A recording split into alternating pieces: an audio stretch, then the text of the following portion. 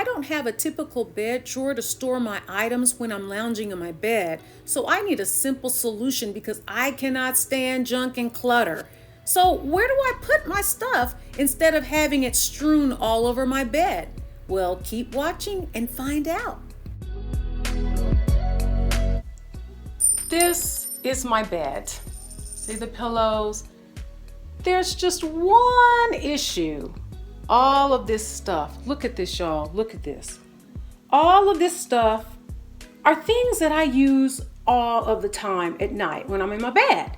So as you can see, my glasses, the remote controls, medication, all of my power cords, my notebook, my phone cover. I have another bag with just different things and other medications and stuff.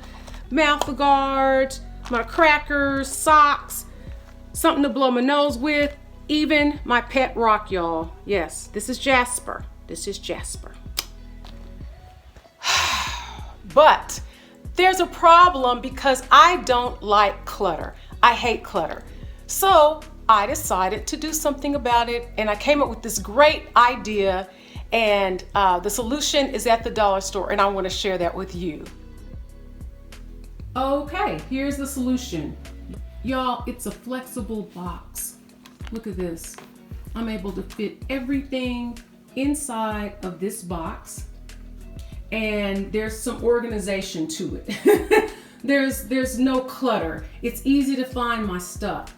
And even stuff like this bag, I would keep that on my nightstand sometimes, but then I would be sleeping or resting over here, and I would need my grabber to reach all the way over here to grab the stuff that I needed.